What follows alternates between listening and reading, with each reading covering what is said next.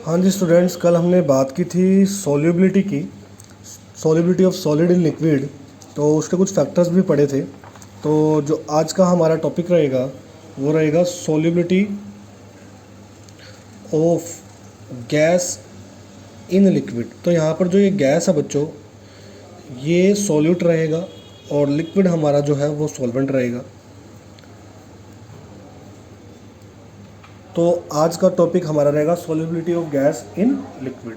तो जो इसके जो फैक्टर्स हैं, तो इसके जो सबसे पहला जो फैक्टर है, वैसे तो इसके भी तीन ही फैक्टर हैं। जो कि सबसे पहला फैक्टर है वो है प्रेशर। दूसरा फैक्टर जो है बच्चों वो है इसका टेम्परेचर। और जो बच्चों तीसरा फैक्टर है वो है नेचर। किसका नेचर? नेचर ऑफ सॉल्यूट जो कि गैस है। ठीक है, nature of solute and solvent. तो ये बच्चों इसके भी तीन यही फैक्टर है। तो सबसे पहला जो इसका फैक्टर है प्रेशर, उसकी बात करते हैं। तो यहाँ पर प्रेशर का क्या अफेक्ट पड़ता है, तो यहाँ पर हमारे पास अगर आप एक एग्ज़ाम्पल लें, सॉफ्ट ड्रिंक का एग्ज़ाम्पल लें, तो सॉफ्ट ड्रिंक में क्या होता है कि सॉफ्ट ड्रिंक के साथ अगर आप उसका जो कॉर्क है, उसका जो ढक्कन है, जब आप उसको ओपन करते हैं तो एकदम से कोल्ड ड्रिंक में से जितनी भी गैस है वो सारी की सारी बाहर आ जाती है। तो मतलब प्रेशर रिलीज़ करने से जो गैस है जो कि सोल्यूबल थी लिक्विड के अंदर, वो सारी की सारी बाहर आ गई। तो इसका मतलब अगर आप प्रेशर दोबारा से लगा देंगे तो जितनी भी गैस है वो दोबारा से सोल्यूबल हो जाएगी। इसका मतलब प्रेशर और सोल्यूबिलिटी का क्या वो है, रिलेशन है कि जो प्रेशर है वो डायरेक्टली प्रोपोर्शनल है किसके? सोल्यूबिलिटी के। प्रेशर जो है वो डायरेक्टली प्रोपोर्शनल है किसके? सोल्यूबिलिटी के। तो इस पे एक साइंटिस्ट है जिनका नाम हेनरी है, तो उन्होंने एक लॉ दिया जिसको बोला गया हेनरी लॉ। तो उन्होंने क्या बोला? उन्होंने कहा कि कांस्टेंट टेम्परेचर पे अगर आप प्रेशर लगाते हैं तो प्रेशर लगाने से जो गैस है वो सोल्यूबल हो जाती है किसी भी लिक्विड में। तो अकॉर्डिंग टू हेनरी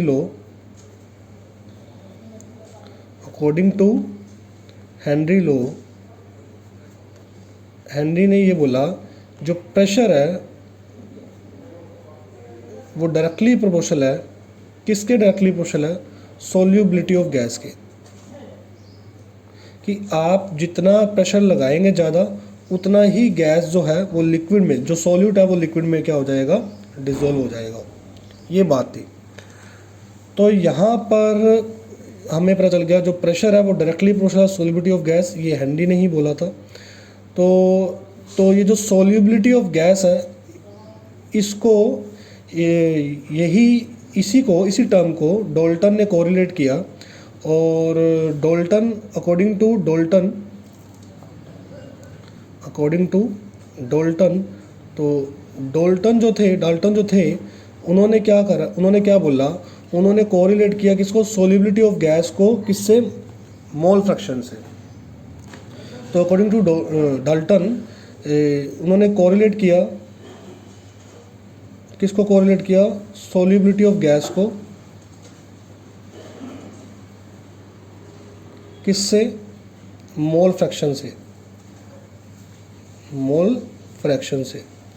अब बच्चों यहाँ पर एक बात समझने वाली है कि अगर आपके पास एक लिक्विड है इस कंटेनर में, और इस लिक्विड के ऊपर जो गैस है, तो ये मान लीजिए गैस के सारे पार्टिकल्स हैं, तो अगर आप इस पे प्रेशर लगाएंगे तो ये जो गैस के जो जितने भी पार्टिकल्स हैं ये सारे क्या करेंगे? इसमें एंटर करेंगे। ठीक है, तो गैस क्या हो जाएगी? सोल्यूबल हो जाएगी। सोल्यूबल कब होएगी? जब आप इस कंटेनर पे क्या अप्लाई कर देंगे? प्रेशर अप्लाई कर देंगे। तो प्रेशर अप्लाई करने से क्या होगा? प्रेशर अप्लाई करने से यहाँ पर लिक्विड में नंबर ऑफ गैसेस मॉलिक्यूल क्या हो जाएंगे? इंक्रीज हो जाएंगे। क्या हो जाएंगे? इंक्रीज हो जाएंगे पर यूनिट वॉल्यूम। अब आपको पता है जैसे प्रेशर लगाया तो गैस जो है वो लिक्विड में सोल्यूबल हो गई। अब यहाँ पर ये जो सॉल्युबिलिटी जो है गैस की उसको रिलेट कर दिया मोल फ्रैक्शन से। तो अगर सॉल्युबिलिटी ऑफ गैस को मोल फ्रैक्शन बोला गया तो मोल फ्रैक्शन का मतलब क्या होता है बच्चों? मोल फ्रैक्शन को हम इस तरीके के एक्स से डिनोट करते हैं। ये मोल फ्रैक्शन किसके? सॉल्यूट के मोल फ्रैक्शन। तो सॉल्यूट के मोल फ्रैक्शन को एक्स से लिख दिया। तो यहाँ पर अगर सॉल्यूट का मोल फ्रैक्शन है तो उसका फॉर्मूला क्या रहता है? उसका बच्चों फॉर्मूला रहता है number of moles of solute divide by total number of moles of solution, या number of moles of solute plus number of moles of solvent. ये इसका एक फॉर्मूला रहता है। तो मोल फ्रैक्शन का मतलब यहाँ पर क्या है? Number of moles of solute. Solute क्या है? गैस। जो गैस के नंबर ऑफ मोल्स है कितने प्रेजेंट है total number of moles of solution में। तो इसी से तो यही तो सॉल्युबिलिटी थी। तो सॉल्युबिलिटी को डाल्टन ने मोल फ्रैक्शन से कोरिलेट कर दिया। तो यहाँ पर अकॉर्डिंग टू हेनरी लॉ जो प्रेशर है वो डायरेक्टली प्रोपोर्शनल हो गया किसके? मोल फ्रैक्शन के। मोल फ्रैक्शन किसका? सॉल्यूट का। मोल फ्रैक्शन किसका? गैस का। गैस क्या है यहाँ पर? सॉल्यूट। तो यहाँ पर P is directly proportional to mole fraction. Mole fraction of solute को मैंने XA से लिख दिया। तो जब आप डायरेक्टली प्रोपोर्शनल का साइन हटाएंगे, इक्वल लगाएंगे, तो एक कांस्टेंट लगाएंगे जिसका नाम है KH। KH क्या होता है हमारे पास? Henry constant.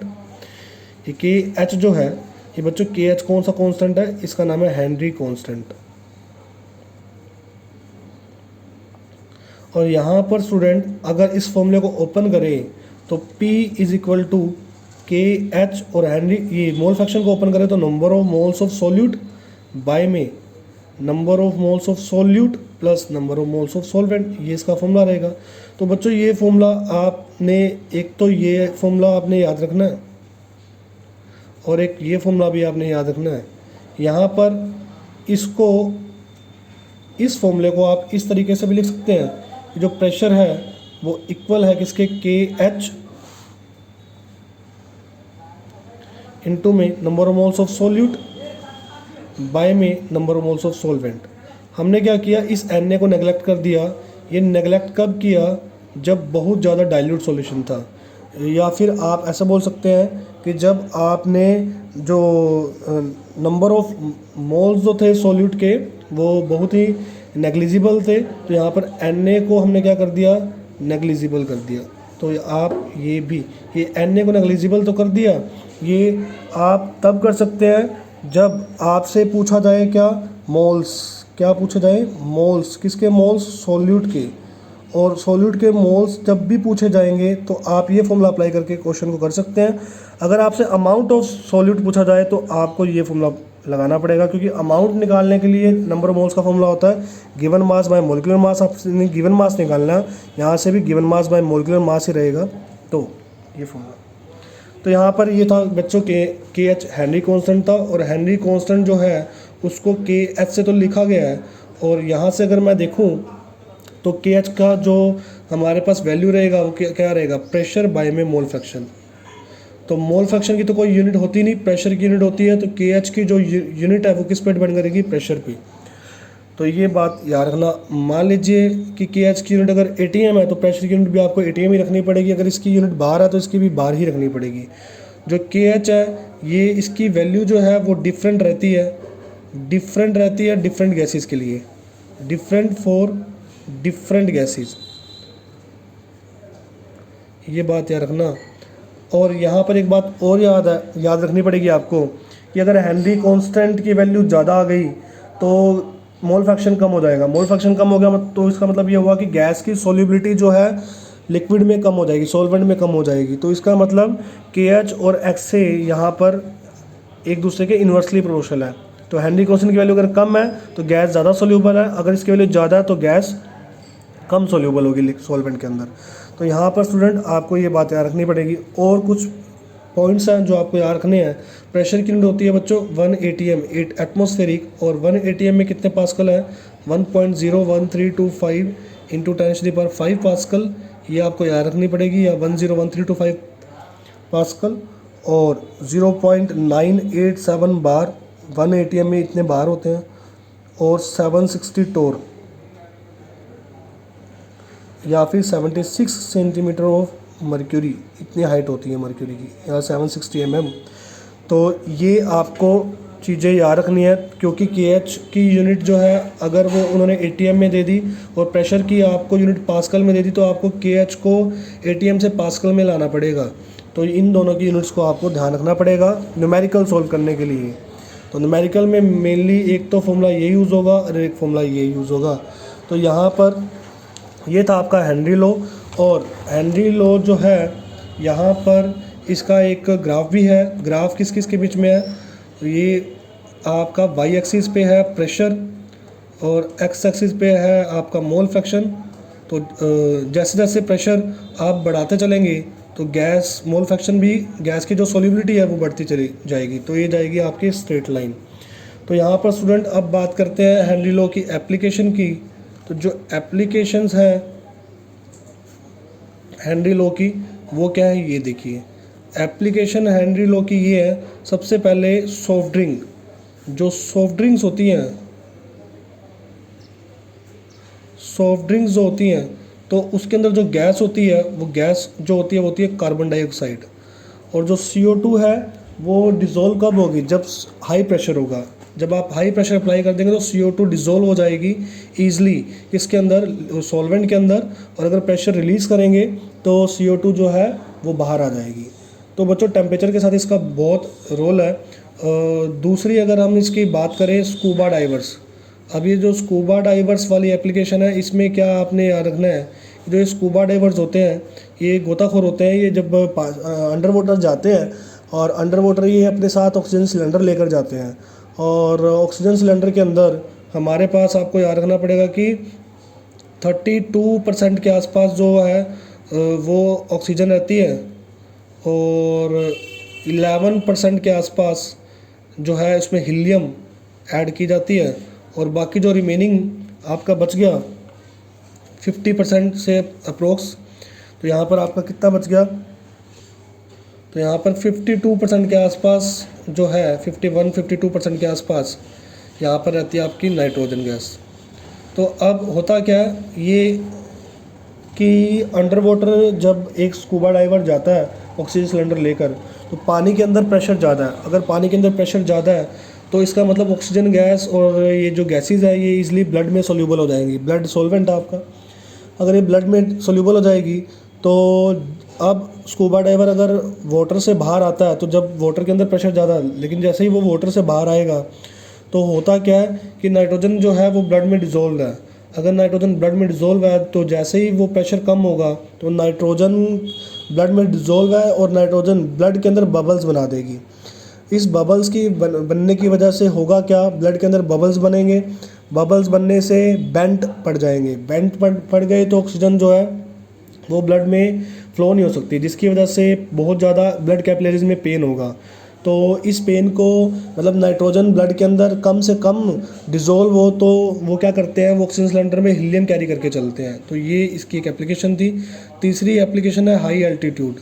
तो हाई एल्टीट्यूड पे क्या होता है बच्चों, हाई एल्टीट्यूड पे माउंटेन्स वगैरह पे प्रेशर बहुत कम होता है। प्रेशर कम होता है तो ऑक्सीजन गैस जो है वो ब्लड में सोल्यूबल नहीं हो पाती, तो इस वजह से ऑक्सीजन सिलेंडर लेकर जाए जाते हैं। और अगर ऑक्सीजन प्रॉपर ना मिले तो एक जो आपके ब्रेन है उसको मैसेज जो है वो कन्वे नहीं हो पाते, तो सोचने समझने की शक्ति भी इतनी नहीं रहती। तो उससे एक बीमारी होती है जिसका नाम है एनोक्सिया, तो जिससे कि आप चीज़ें भूलने लगते हैं। तो ये इसकी बच्चों 3 एप्लीकेशन है जो आपको याद रखनी है। तो अब इसके सेकंड फैक्टर की बात करते हैं जो कि है टेम्परेचर। तो अगर मैं आपको एक टेम्परेचर की बात करें तो आपको पता टेम्परेचर जो है वो इन्वर्सली प्रोपोर्शनल होगा किसके, सॉल्युबिलिटी के, सॉल्युबिलिटी ऑफ गैस कि अगर आप टेम्परेचर बढ़ा दोगे, अगर हीट करोगे तो जितनी भी गैस सॉल्युबल है सॉल्वेंट के अंदर वो सारी की सारी चली जाएगी। जैसे कि अगर बात करें जो एक्वेटिक ऑर्गेनिज्म होते हैं तो विंटर में तो वो इजली पानी में रह लेते हैं, लेकिन गर्मियों में उनके साथ क्या होता है, गर्मियों में टेम्परेचर ज़्यादा होता है, और टेम्परेचर ज़्यादा तो पानी के अंदर जितनी भी ऑक्सीजन गैस है वो डिज़ोल्व नहीं हो पाती। टेम्परेचर ज़्यादा होने से गैस की सॉल्युबिलिटी कम है, तो मतलब ऑक्सीजन गैस जो है वाटर में कम सोल्यूबल है, तो ऑक्सीजन गैस सारी वाटर को छोड़कर भागती है, तो इस वजह से उन्हें सांस लेने में प्रॉब्लम हो जाती है। तो ये फैक्टर आपको याद रखना पड़ेगा। और तीसरा जो फैक्टर है वो है nature of solute and solvent. बस आपको बात इतनी याद रखनी है बच्चों कि जो ये गैस सॉल्यूट, यहाँ पर जो गैस है, गैस आपको इस तरीके की लेनी है जो कि गैस जो है वो केमिकली रिएक्ट ना करे सॉल्वेंट के साथ। गैस जो है chemically does not react with solvent. तो ये बात आपको याद रखनी है कि गैस अगर केमिकली रिएक्ट नहीं करनी चाहिए किसके साथ, सॉल्वेंट के साथ। तो इस तरीके की गैस आपको यहाँ पर लेनी पड़ेगी। तो ये स्टूडेंट आपके पास तो solubility of gas in liquid जो कि हेनरी लॉ इम्पोर्टेंट लॉ है, तो इस पे कुछ एनसीईआरटी के न्यूमेरिकल्स भी हैं, उसको आप कर सकते हैं। और ये इसका एक टेम्परेचर और फैक्टर था, ठीक है। तो आज के लिए स्टूडेंट हम इतना ही पढ़ते हैं। नेक्स्ट लेक्चर में हम वेपर प्रेशर और उससे रिलेटेड कुछ जो लॉ थे वो पढ़ेंगे।